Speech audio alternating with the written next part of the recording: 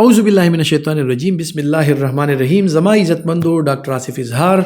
ستاسو په وړاندې نن خبره کومه عزتمندو د بیزل سیډز یعنی تخم ملنګا باره کې. دا خو تقریبا هر یو کور کې استعمالیږي، هر یو کس استعمالوي، لوی واړه زنانه مشران دا ټول چې کوم دی نو دا استعمالي، خصوصا که تاسو خیال کړی وي نو دا په ګرمۍ موسم کې زیاتر په شربت کې استعمالیږي. دینه علاوه د دې استعمال شته مختلف قسم سیزونو کې دا استعمالیږي، پکوانونو کې دا استعمالي دی شي،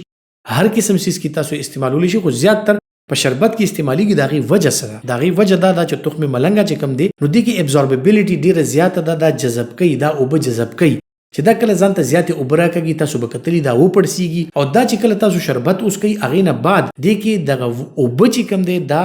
فارم پیکټ فارمز کې دا موجود وي هلته کې، او دا رو رو رو رو تاسو بدن کې ریلیز کیږي او ستاسو ډي هایډریشن یعنی د اوبو کمی چې کم دی نو هغه نه راځي. په دې وجه ستاسو تنده چې کم ده کم نه کم شي، او په ګرمۍ کې هم تاسو ته د یخنۍ یو احساس کیږي، ستاسو وجود یخ وي.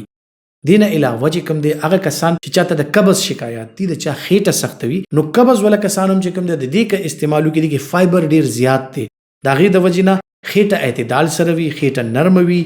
د غټ حاجت چې کم دی هغه ډیر ایزیلی ډیر اسانۍ سره کیږي، او خصوصا د هغه خلکو د پاره چې چاته شوګر دی نو هغه خلکو کې د قبض کیفیت چې کم دی زیات وي، هغه کله کده دی استعمالو کې نو نه صرف دغه شوګر ور سره کنټرول کې دی شي بلکې د هغه خېټم اعتدال سره د هغه هاضمم خوي، او ور سره ستاسو د بدن غوړ چې کم دی، د وینې غوړ چې کم دی یعنی چربي ټرایګلیسراید دا ور سره قدرتي طور دا هغه ابزورب کی، دا هغه اونیسی، او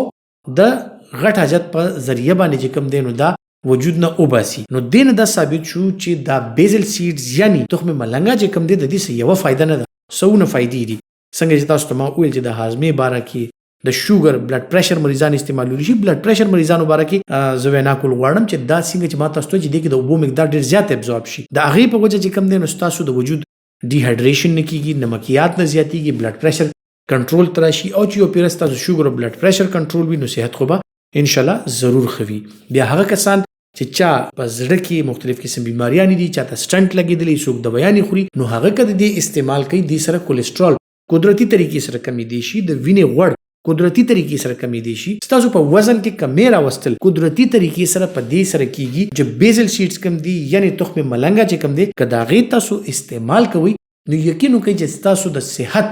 کم دغه د حالات دي هغه ډېر زیات ښه شي. بیا خصوصا زما هغه خویندې چې کم د خپل سکین باره کې، د خپل چمړې باره کې، د خپل رنگ باره کې، د خپل چمړې